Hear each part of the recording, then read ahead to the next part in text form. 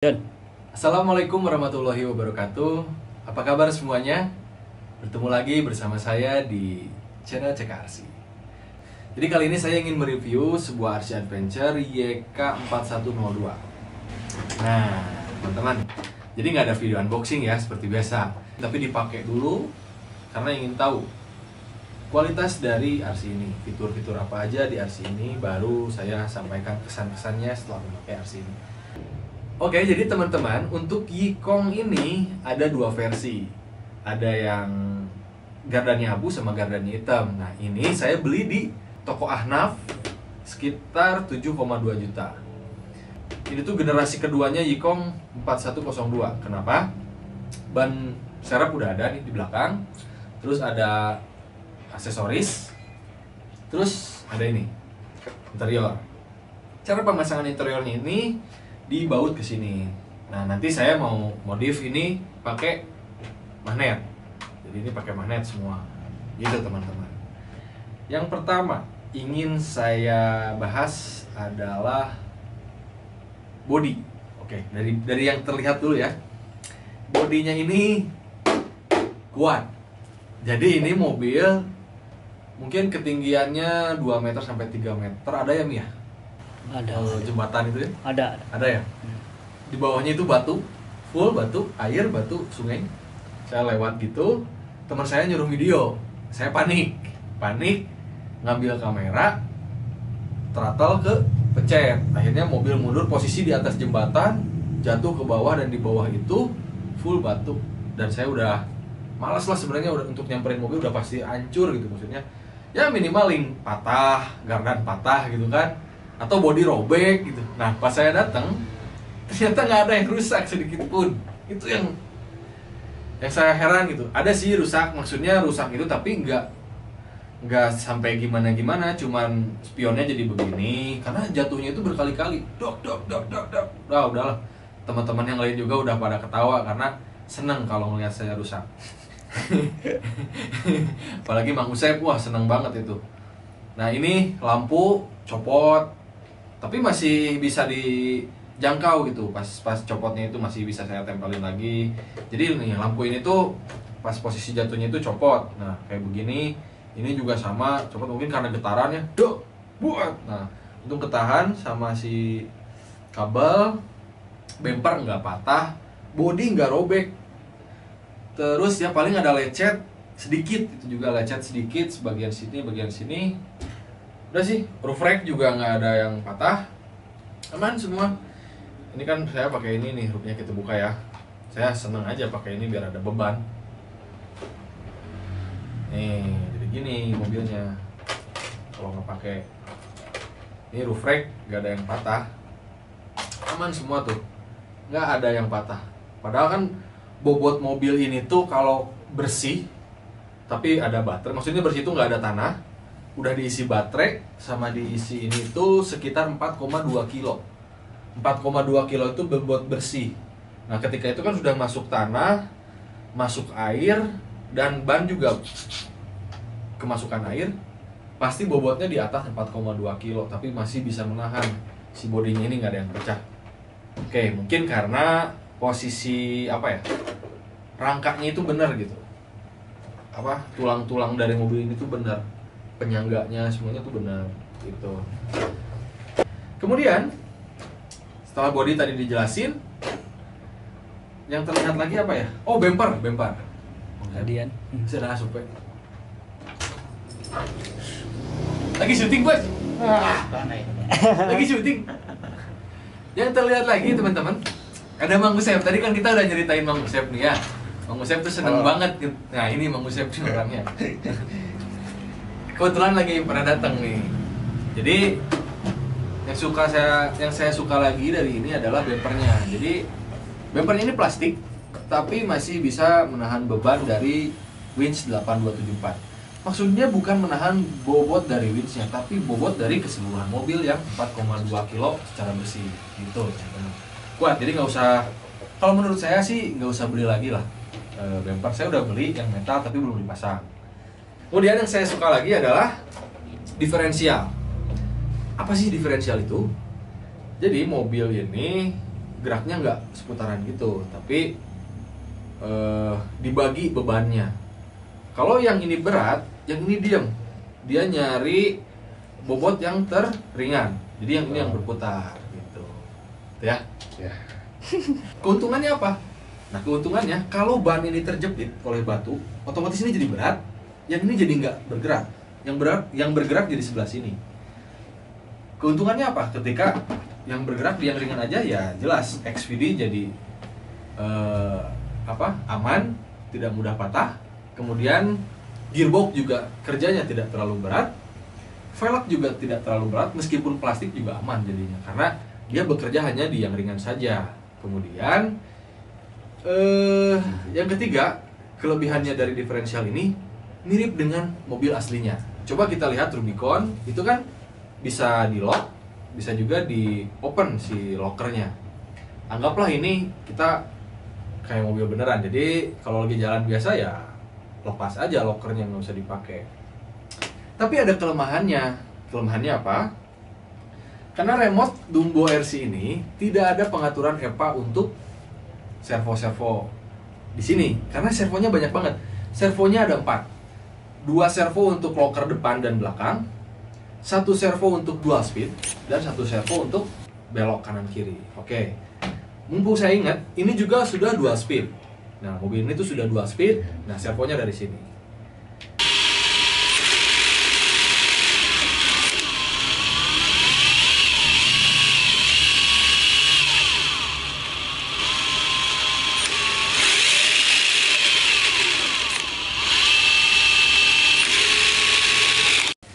Kemudian, yang saya sudah ketahui dari mobil ini, saya sudah bongkar isi gearboxnya apa.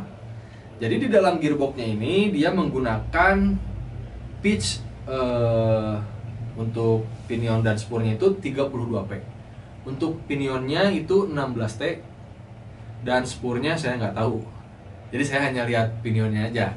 Jadi next project saya akan turunkan pinionnya menjadi 12P. 12T, sorry.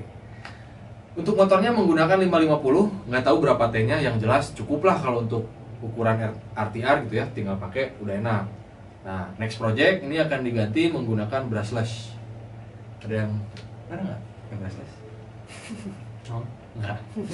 Biasa brushless pakai ESC BL Heli. Sekarang sudah bukan menjadi rahasia ya. ESC pesawat dipakai di RC Adventure. Ada yang bilang ESC gagal gitu ya. Sebenarnya bukan gagal. Nanti saya akan jelaskan ya di review selanjutnya. Akan menjadi brushless dengan nantilah itu next project. Kemudian next project berikutnya adalah mobil ini akan dipasang winch belakang dan winch PTO untuk depan. Jadi winch total depan 2, belakang 1. Dan pertanyaannya, apakah mobil ini akan menggunakan hard body? Mungkin dalam waktu 6 bulan atau kurang, mobil ini tidak akan menggunakan hard body. Kenapa? Karena saya sudah capek belanja spare part. Jadi ayolah, kembali kepada jalan yang lurus menggunakan Lexan ya.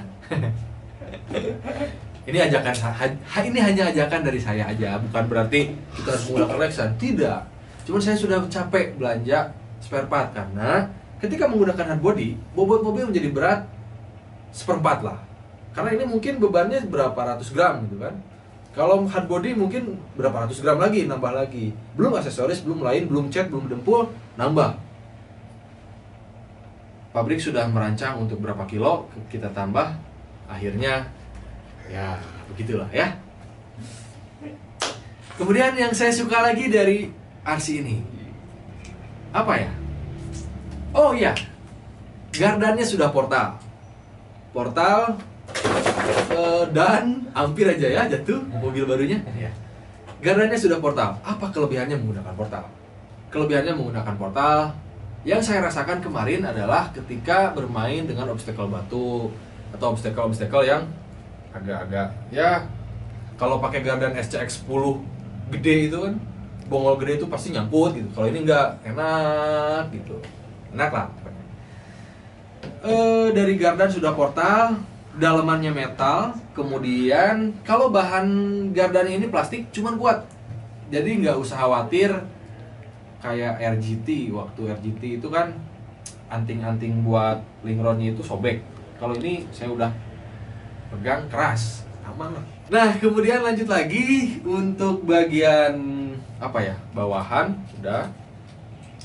Saya suka juga, oh iya ya, mobil ini menggunakan motor 550, menggunakan ESC bawaannya ini 1060 kayaknya 60 ampere, cuman nggak pakai merek, cuman made in China, dan ini yakin lah saya sih 1060 enak kok di bawahnya, cuma saya nggak suka karena saya lebih suka 1040.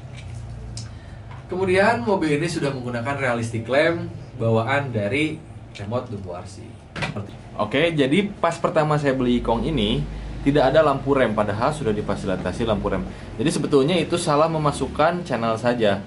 Harusnya lampu belakang ini kan channel 5 itu jangan dimasukin ke 5 tapi ke 3. Nah, di sana ada pokoknya urutan nomor 3, soketnya pindahin dari 5 ke 3.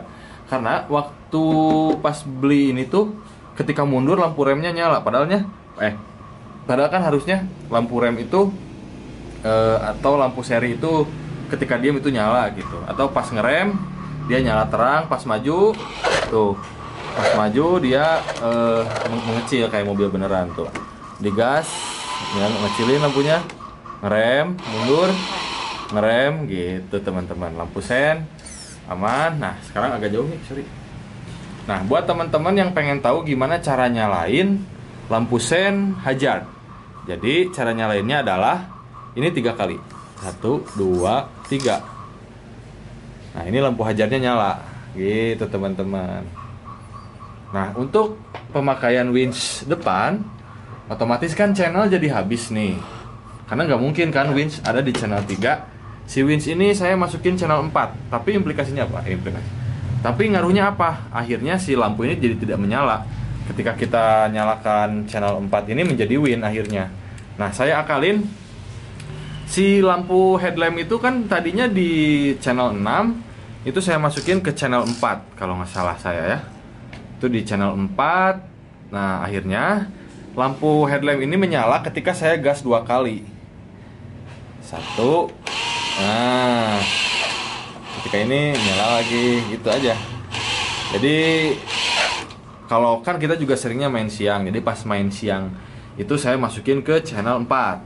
Tapi kalau pas misalkan malam itu saya otomatis masukin channel yang memang otomatis ini nyala terus. Nah, di sini tuh mobil ini tuh channelnya habis.